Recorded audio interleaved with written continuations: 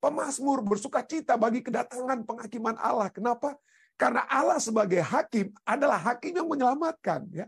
Yesaya 33:22 katakan, sebab Tuhan ialah hakim kita, Tuhan ialah yang memberi hukum bagi kita, Tuhan ialah raja kita, dia akan menyelamatkan kita. Dia akan menyelamatkan kita. Jadi Raja Daud sendiri bahkan mengharapkan agar kasus-kasus pribadinya terbentang di penghakiman Allah. Waduh, mungkin Anda katakan gimana ini? Ya, bagaimana ini Raja Daud merindukan penghakiman? Ya, dan kalau Daniel benar tentang kerajaan yang datang dan pergi. Seperti yang diperkirakan, kita sudah melihat ya, Babylon, Irak hancur, Medo Persia, Iran hancur, dengan kata bukan lagi menjadi kekuatan dunia pada saat ini ya. Lalu kemudian Yunani atau Greka, waduh hancur. Ya, Romawi, kerajaan Romawi juga hancur. Semua itu sudah pergi seperti yang diperkirakan. Lalu mengapa begitu masuk akal untuk mempercayai firman Tuhan tentang apa yang dikatakannya tentang kerajaan yang terakhir, kerajaan yang kekal, yang tidak akan pernah berlalu. Ya. Pada saat ini mungkin kita merasa, waduh tertekan. Kita merasa berada dalam satu keadaan yang mana ini Tuhan kita dan lain sebagainya. Tetapi jangan kita pernah lupa bahwa kerajaan Allah itulah kerajaan yang akan untuk selama-lamanya, yang tidak akan pernah berlalu. Bersama-sama dengan kita umat-umat Tuhan yang percaya ya, umat-umat Tuhan yang menang. Kita sudah pelajari waktu lalu ya. Kenapa ini harus menjadi satu hal ada penghakiman. Kita sudah lihat ada 3 penghakiman ya. Penghakiman sebelum kedatangan Yesus yang kedua kali, penghakiman setelah kedatangan Yesus yang kedua kali itu penghakiman 1000 tahun. Saya percaya bulan Desember 2022 kita sudah pelajari tentang penghakiman ini ya. Jadi pada saat Yesus datang kedua kali, itu sebelumnya sudah ada penghakiman bagi orang-orang yang benar yang akan naik ya. Firman Tuhan berbicara dalam 1 Tesalonika 4 ayat 14 sampai 16-17 bagaimana apa ya? Mereka yang meninggal dalam Yesus ya, yang sudah mati dalam Yesus akan dikumpulkan bersama-sama dengan Dia untuk masuk ke dalam kerajaan surga. Jadi pada saat yang mati dalam Kristus dikumpulkan Allah untuk ke surga, artinya mereka sudah dinyatakan sebagai orang benar sebelum Yesus datang kedua kali. Ya, sebelum Yesus datang kedua kali, itulah penghakiman yang kita kenal dengan istilah pra-advent. Penghakiman pra-advent sebelum kedatangan Yesus yang kedua kali. Lalu setelah itu, umat-umat yang benar ini apa dikatakan? Umat-umat benar ini akan naik ke dalam kerajaan surga. Orang-orang benar. Orang-orang yang jahat, yang tidak masuk dalam kerajaan surga, itu akan apa? Akan mati. Dan selama 1000 tahun, kitab-kitab itu dibuka kembali untuk dilihat oleh umat-umat yang benar. Kenapa sampai ada saudara-saudara kita mungkin yang sekarang tidak bersama-sama kita di surga? Mereka sekarang berada di bumi dalam keadaan mati ya. Dalam keadaan mati di bumi. Kenapa mereka tidak diselamatkan seperti kita? Itulah penghakiman selama 1000 tahun dalam kerajaan surga. Kita sudah pelajari itu. Lalu penghakiman ketiga adalah setelah 1000 tahun kerajaan surga itu akan turun ke dunia ini. Itulah Yerusalem yang baru dan orang-orang yang mati bersama dengan setan yang sekarang sudah ada orang-orang yang dapat dia pengaruhi mencoba untuk menyerang kota suci Allah ya. Wahyu pasal 21 itu berbicara tentang hal tersebut. Lalu kemudian penghakiman terakhir, penghakiman pemusnahan itu menjadi bagian bukan hanya bagi setan dan pengikut iblis-iblis lainnya, tetapi juga bagi orang-orang umat manusia yang telah menolak Tuhan. Jadi itulah kita sudah lihat ya. Tapi sebelum kedatangan Yesus pada saat ini ada penghakiman pra-advent, yaitu penghakiman Allah yang terjadi pada orang benar yang masih hidup. 1 Petrus 4 ayat 5 sudah katakan mereka harus memberi pertanggungan jawab pada Dia yang telah siap sedia menghakimi orang yang hidup dan yang mati. Jadi orang yang hidup pun dapat apa? Dihakimi ya. Penghakiman itu yang dilakukan itu apa? Dikatakan tersembunyi dalam Roma 2 ayat 5. Tetapi oleh kekerasan hatimu yang tidak mau bertobat, engkau menimbun murka atas dirimu sendiri pada waktu mana murka dan hukuman Allah yang adil akan apa? Akan dinyatakan ya. Akan dinyatakan. Jadi apa?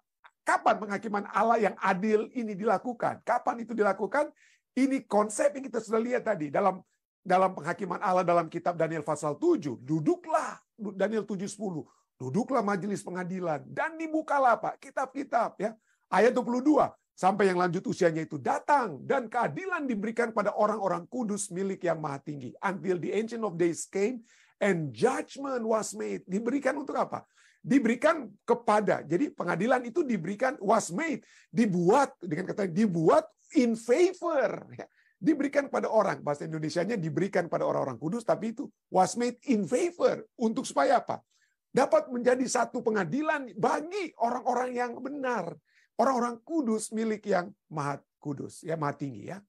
Lalu majelis pengadilan akan duduk dan kekuasaan akan dicabut daripadanya untuk dimusnahkan dan dihancurkan sampai lenyap. Jadi siapa yang akan diadili? Yang diadili sebelum kedatangan Yesus, kita sudah lihat tadi, adalah orang-orang kudus, umat-umat Allah. Ya. Dan itu yang terlibat dalam pengadilan itu adalah Allah Bapa, Allah Anak, ya, dan para malaikat dan wakil dari dunia lain. Kita sudah lihat tadi. Jadi inilah ya, ini penghakiman pra-Advent bukan untuk orang-orang yang tidak apa. Sudah akan pada saat Yesus datang kedua kali, sudah tahu mana kambing, mana domba.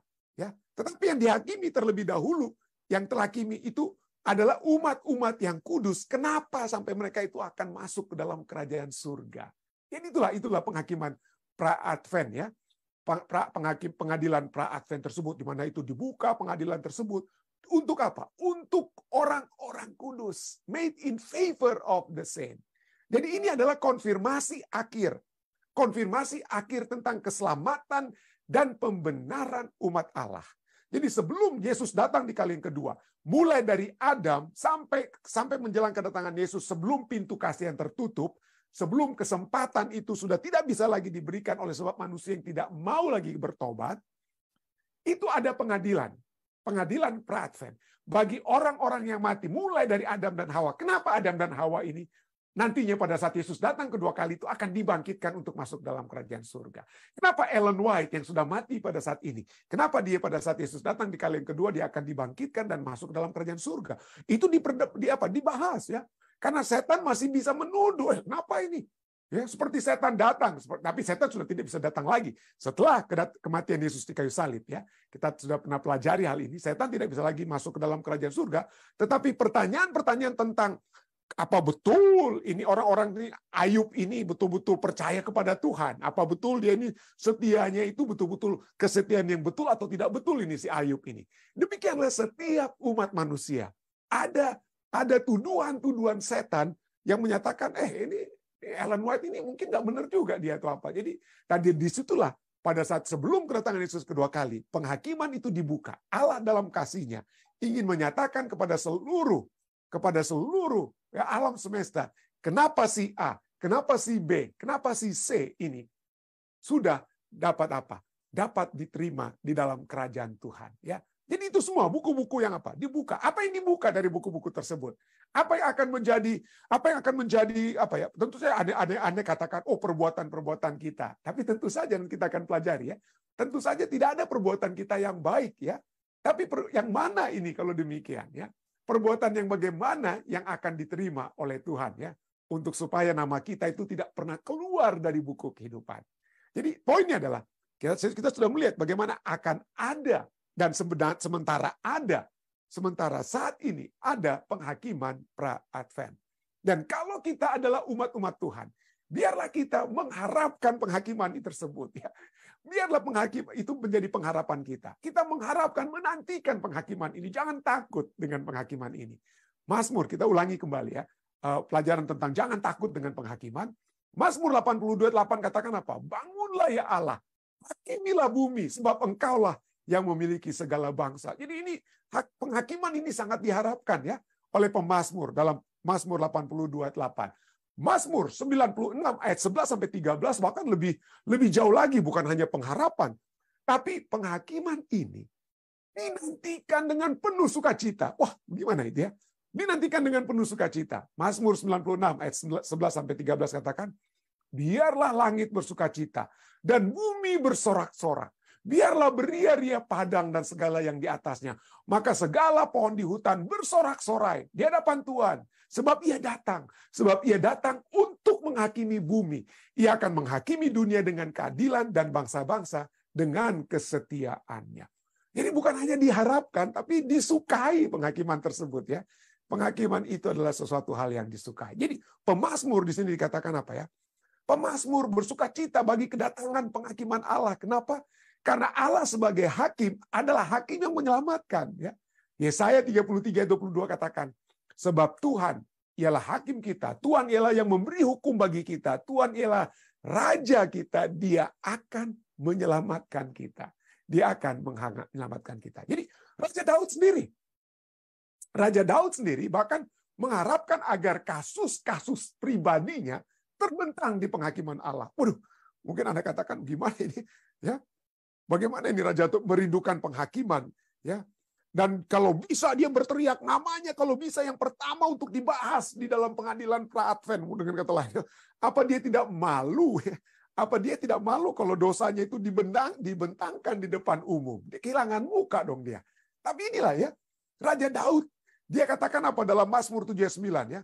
Tuhan mengadili bangsa-bangsa. Hakimilah aku Tuhan. Hakimilah aku. Apakah aku benar?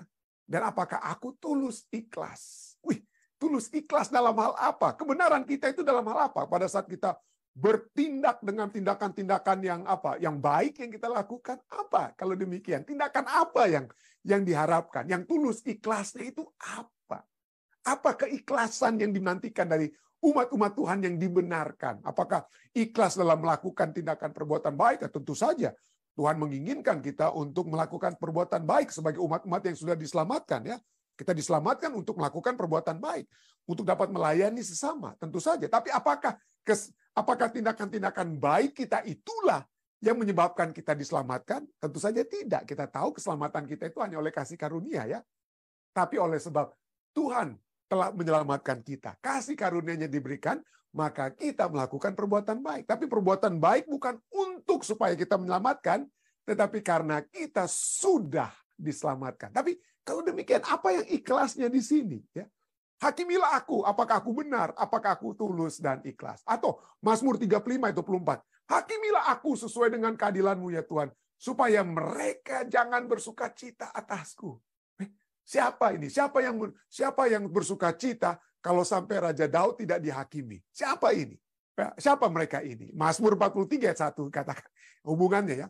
Berilah keadilan kepadaku ya Allah, dan perjuangkanlah perkaraku terhadap kaum yang tidak saleh, ya, kaum yang tidak saleh, yang tidak benar, the unrighteous, masuk setan dan pengikutnya ya. Luputkanlah aku dari orang penipu dan orang curang, ya. Orang penipu dan curang yang sering kali apa? Menghantam kita. Nah, pertanyaannya, dia minta untuk keadilannya dibukakan ya, agar supaya dia tidak apa? Tidak diserang oleh orang yang tidak saleh, oleh orang penipu dan curang yang bisa menyerang dia. Kok dia rela untuk apa? Dosa-dosanya itu apa? Mau dibuka, mau dibongkar, ya. Apakah Raja Daud sudah bersih, tidak berdosa saat ia memohonkan penghakiman Allah? Apakah dia lupa atau tidak tahu tentang persinahan, pembunuhan, kebohongan-kebohongannya sendiri? Apa dia tidak tahu? Ya, apakah dia sudah lupa? Wah, tentu saja tidak ya. Dia tahu perbuatannya. Jadi kesalehan yang dia tuntut supaya dia dinyatakan saleh, keikhlasannya itu bukan karena dia tidak lagi berbuat dosa, saudara. Tidak, dia tahu dia berbuat dosa. Mazmur 51 ayat 5-6 dia katakan, aku sendiri sadar.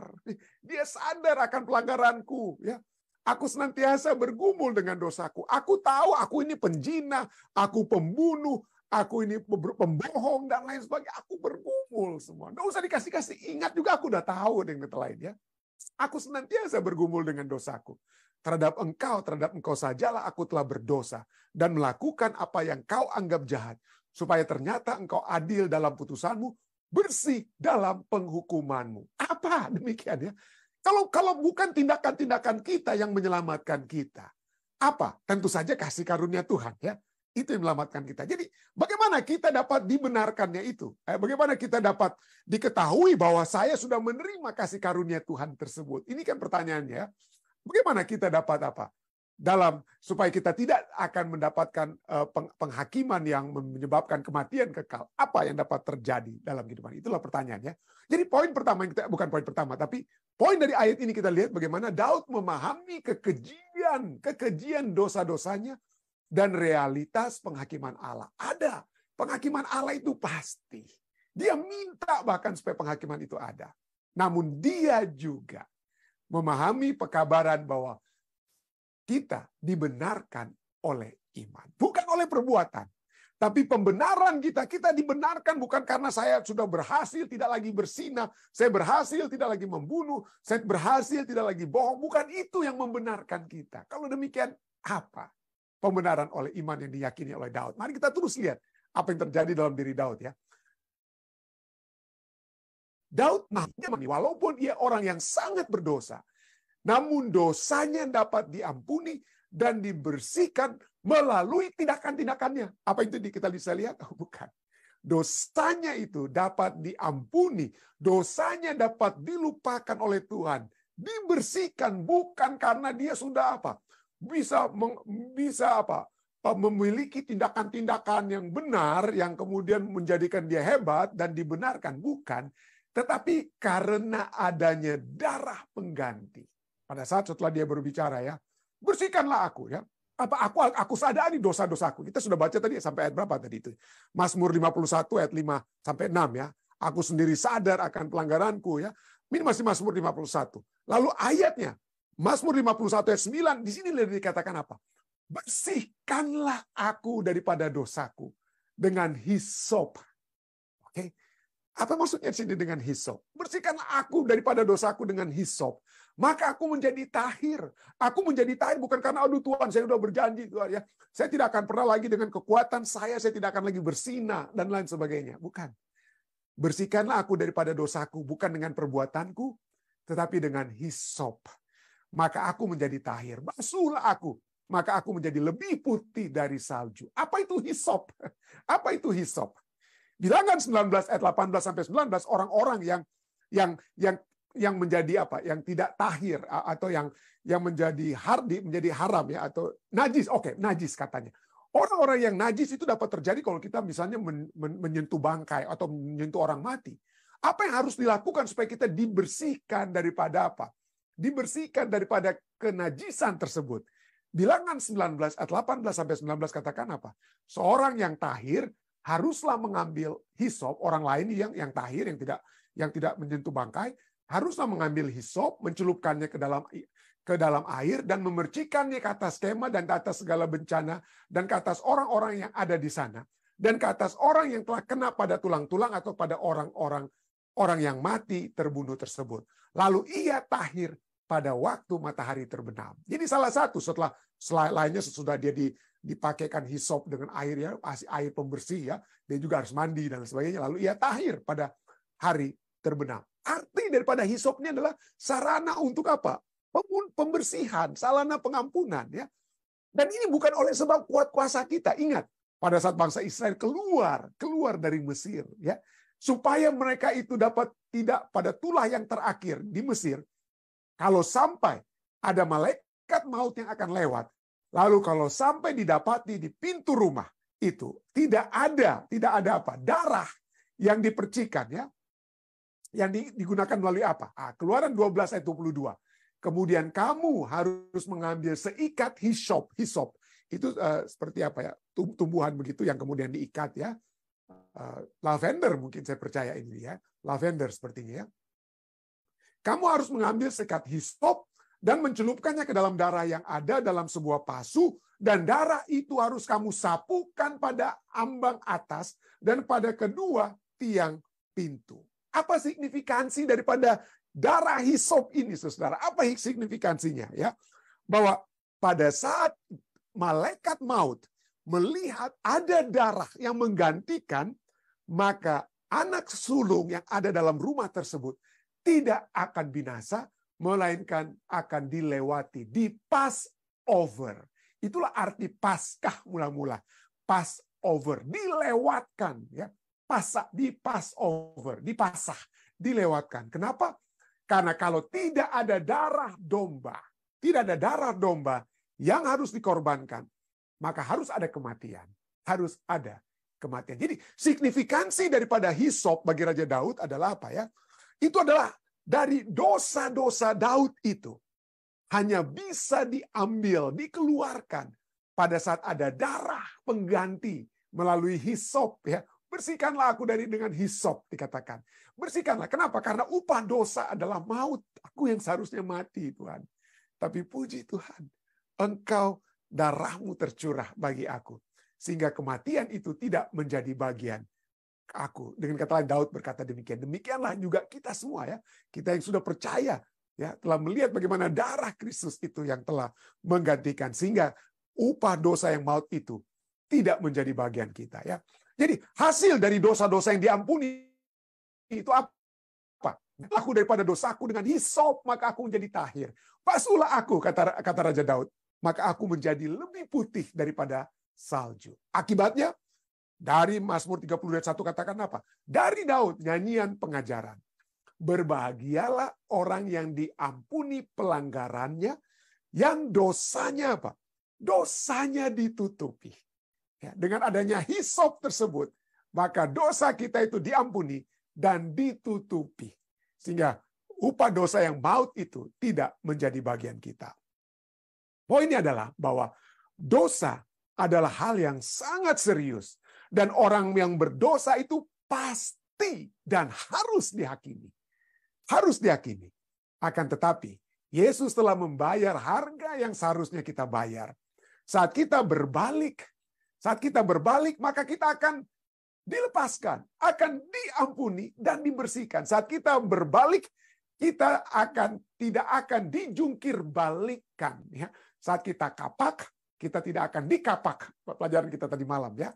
Kita tidak akan dijungkir balikan, tidak akan dibinasakan. Jadi disinilah kita lihat bagaimana hasil penghakiman itu pada saat ini, pada saat kita menerima Yesus Kristus, ya, dan kita dibersihkan, maka pada saat nama kita yang sudah ditulis di dalam buku kehidupan, itu akan terus dipertahankan dalam buku kehidupan. Kepastian keselamatan itu dapat menjadi bagian kita.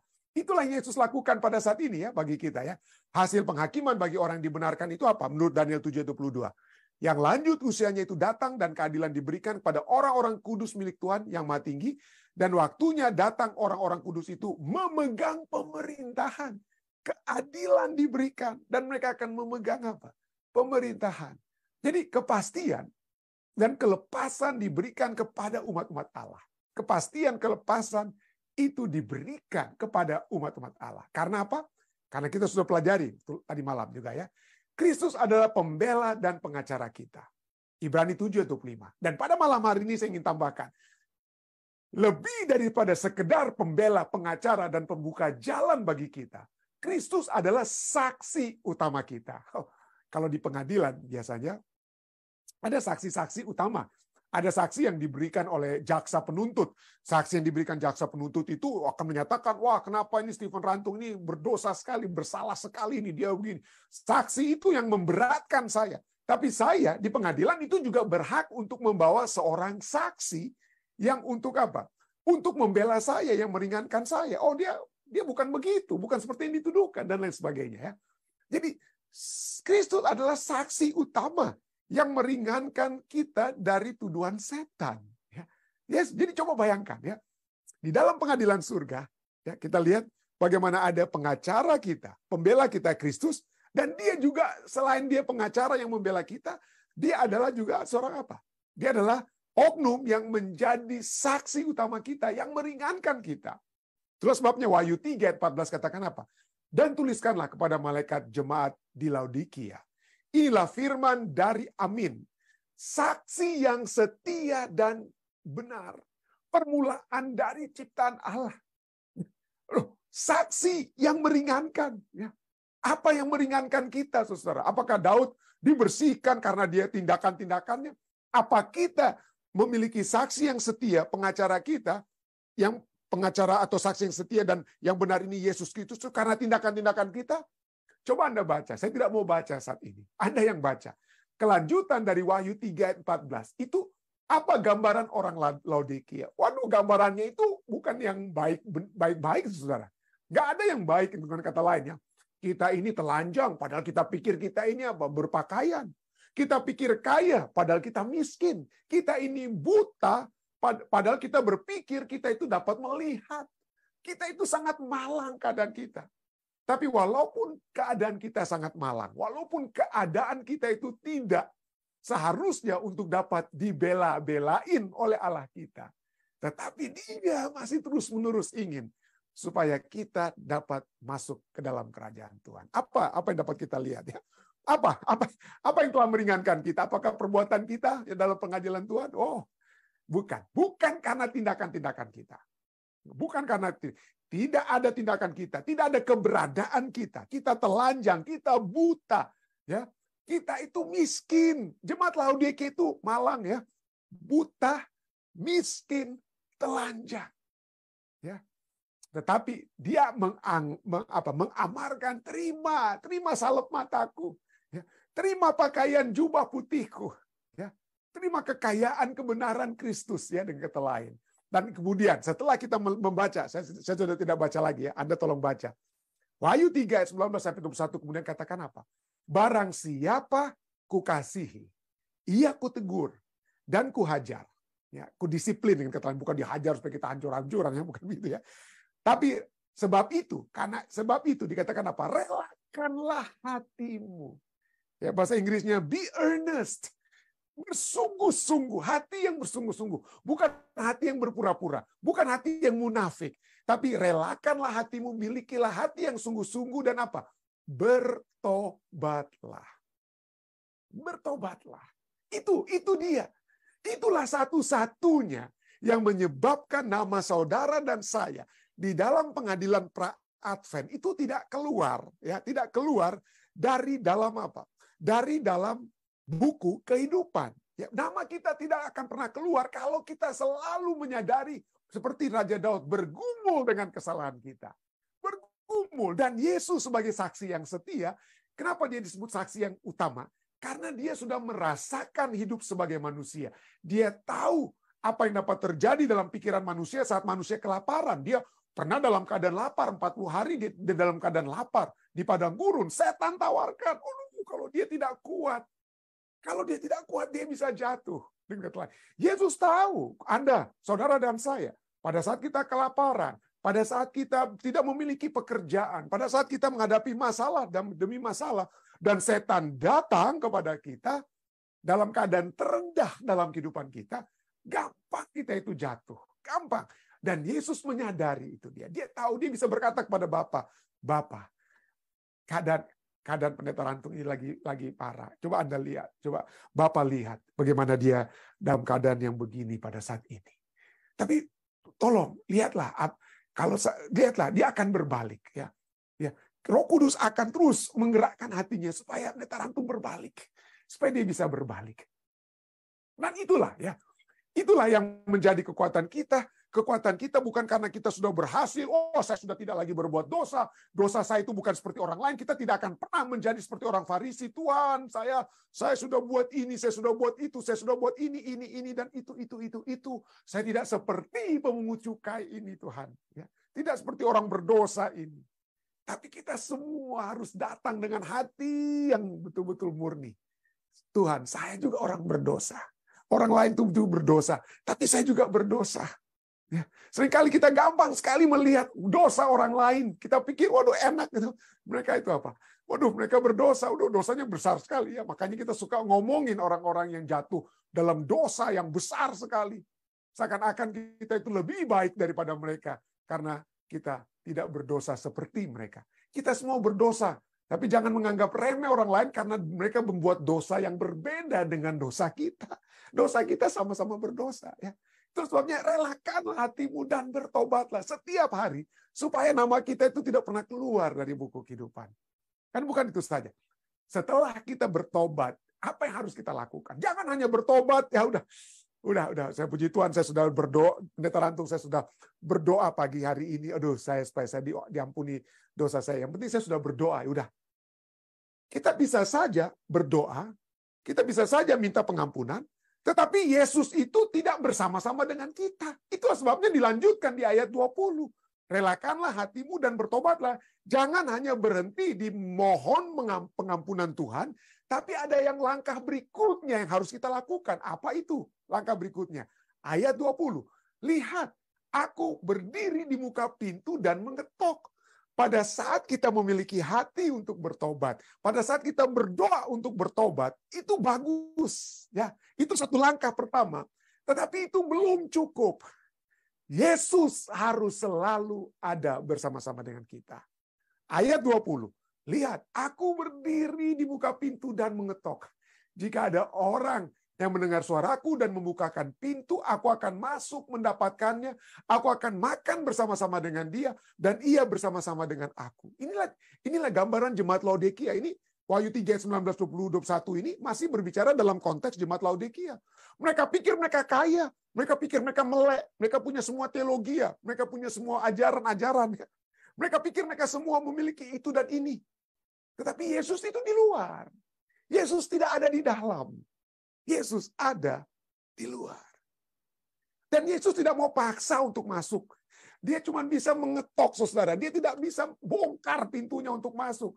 Dia mengharapkan saudara dan saya mempraktekkan kebebasan memilih kita untuk buka pintu hati kita. Supaya dia terus masuk ke dalam diri kita.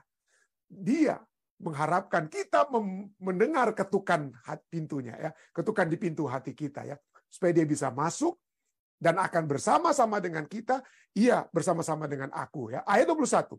Barang siapa yang menang. Jadi barang siapa yang menang itu bagaimana? Proses kemenangan. Yang pertama, hati. Hati yang ingin bertobat. Hati yang menyadari bahwa saya ini orang yang, bukan saya, orang lain itu dosanya lebih besar dari saya atau apa. Hati kita, hati yang apa? Murni. Ya. Hati yang kita berarahkan kepada Tuhan. Kemurnian hati. Pertobatan, berbalik. Ya. Dan setelah kita berbalik, jangan biarkan rumah itu kosong begitu saja. Ya, kita sudah sering mendengar perumpamaan Yesus. Ya, saya sudah sering ulangi. Ada orang yang rumahnya dibersihkan dari setan-setan. Rumahnya sudah bersih, tapi rumahnya kosong. Jangan dibiarkan kosong. Kalau kosong, setuju setan yang lebih gawat itu bisa lebih masuk ke dalam rumah tersebut. Ya, jadi harus diisi dengan Yesus. Hati yang murni, pertobatan, dan isi kehidupan kita selalu dengan Yesus. Dan itulah yang menyebabkan kita menjadi pemenang. Barang siapa menang, ia akan kududukan bersama-sama dengan aku di atas takhtaku. Wah, itulah kita akan berada di pengadilan Tuhan di 1000 tahun, ya, untuk mengadili orang-orang yang di dalam dunia ini memberikan ketidakadilan kepada kita. Tapi pada satu saat kita didudukkan bersama-sama dengan Dia di atas takhtanya. Sebagaimana aku pun telah menang dan duduk bersama-sama dengan Bapakku di atas takhtanya. Waduh, itu indah sekali, ya. Indah sekali kalau kita harus mendengar pada saat ini. Yesus yang sedang berdiri di muka pintu dan mengetuk. Ya. Kenapa dia harus terus? Dia ini orang-orang yang di dalam rumah itu, apalagi kalau musim dingin, seperti di Amerika masih sedikit musim dingin sedikit pada saat ini, ya. Orang yang mengetuk di luar itu akan kedinginan. Akan mengalami kalau musim panas, kepanasan. Yang enak itu di dalam rumah. Kita seringkali sudah merasa enak dalam rumah, tapi dalam rumah itu tidak ada Yesusnya dalam rumah kita. Kenapa? Karena rumah itu, ya mungkin kita pikir kita sudah penuhi dengan kesenangan-kesenangan duniawi. Ya. Tapi kalau tidak ada Yesus percuma. Tapi ketahuilah, Yesus sampai pada saat ini, sebelum pintu kasihan tertutup, masih terus berdiri di muka pintu dalam kepanasan, kedinginan, kebasahan, kekeringan. Dia berdiri di muka pintu dan mengetuk. Ini adalah gambaran Yesus yang berdiri di muka pintu dan mengetuk. Dari Wahyu 3 ayatnya yang ke-20 adalah bagaikan yang tertulis dalam Kidung Agung 5 ayat 2. Kidung Agung 5 ayat 2 katakan, aku tidur, kata mempelai wanita atau gadis ini, ya. Aku tidur, tetapi hatiku bangun. Dengarlah, kekasihku mengetuk. Yesus adalah kekasih kita yang sedang mengetuk. Dan apa yang Yesus katakan kepada gadisnya, kepada mempelai wanitanya, kepada jemaatnya?